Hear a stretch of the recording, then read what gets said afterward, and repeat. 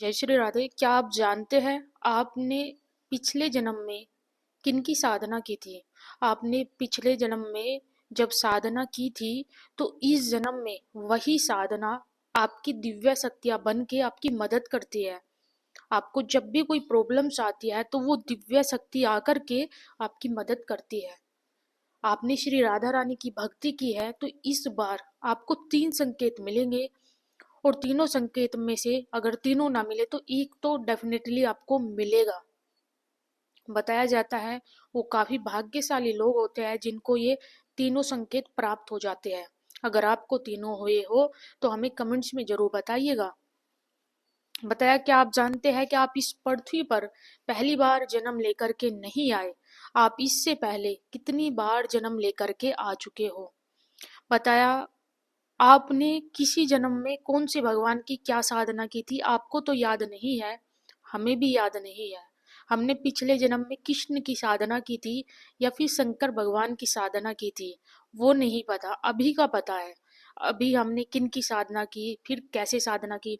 जैसे स्टार्टिंग में हम शंकर भगवान की पूजा किया करते थे, उसके बाद गुरु दीक्षा प्राप्त हुई तो फिर हमको किशोरी जी की शरण प्राप्त हुई, तो ऐसे करके हमारा प्रमोशन हुआ है भक्ति में। ठीक है, तो हमको तो इतना ही याद है।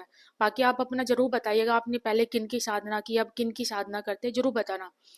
देखो, बताया कि आपको राधा जी ये 3 दिव्य संकेत देगी। अगर आपको तीनों में से एक भी मिला है डेफिनेटली आप काफी भाग्यशाली हो।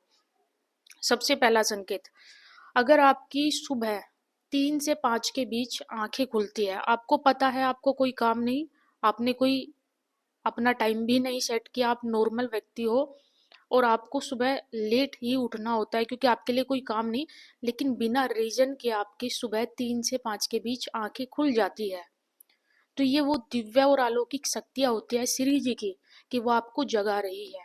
और आपको डेफिनेटली इस समय पर जागना चाहिए, अपनी साधना को बढ़ाना चाहिए, श्री राधा नाम जाप करना चाहिए, क्योंकि ये राधा जी प्रत्यक्ष रूप से आपके समक्ष होकर के उनकी जो दिव्य एनर्जी है वो आपके पास आती है। आपके पास आकर के वो आपको जगाती है कि उठो और साधना करो।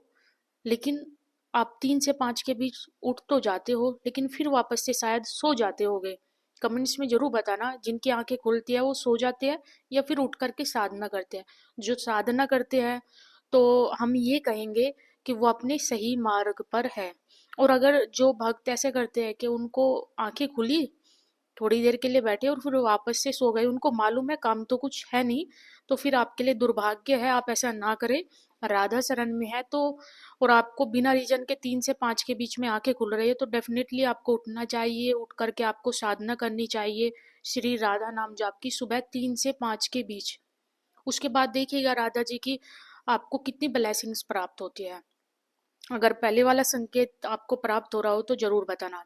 दूसरा बताया कि जब आपको किसी चीज की जरूरत होती है, आपको किसी की मदद की जरूरत होती है, सपोज करो आपको पैसों की जरूरत है, तो आप सोचेंगे कि आपको पैसों की जरूरत है, उससे पहले सामने वाला कोई व्यक्ति आपकी मदद कर देगा। सपोज करो आपको 10,000 रुपए की जरूरत है, तो 10,000 रुपए सामने वाला व्यक्ति, आप मात्र बोलेंगे और सामने वाला खुद ही दे देगा।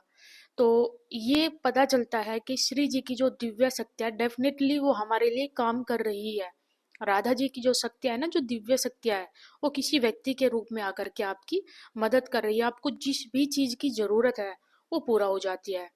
ऐसा तो आपने प्रैक्टिकल रूप से भी देखा होगा अपनी लाइफ में, कि सपोज करो आपका समोसा खाने का मन है और आपने सोचा और घर में से कोई मेंबर आपको ला करके समोसा दे देता है, ऐसा भी होता है। आपने आज सोचा और शाम तक समोसा घर आ गया, ऐसा हो जाता है। देखो हमारे साथ हो जाते हैं, हम तो वो बता रहे हैं। हम कुछ भी कभी भी कोई इच्छा रखते हैं तो डेफिनेटली वो पूरी हो जाती है। बाकी आपकी भी जरूर होती होगी। दूसरा संकेत अगर मिलता हो तो जरूर बताएं। तीसरा मोस्ट इम्पोर्टेंट बताया कि आप, एक क्वेश्चन होगा आपके मन के अंदर, कोई अनजाना सा क्वेश्चन जिसके विषय में आज तक ना आपने सोचा ना विचार किया। एक ऐसा क्वेश्चन जिसका ना आपसे कुछ लेना देना है, ना क्वेश्चन को आपसे कुछ पूछना है। मतलब एक क्वेश्चन है, जैसे कि आपको उस क्वेश्चन के विषय में कुछ भी नहीं पता, लेकिन फिर भी आप उसके विषय में सोच रहे हैं।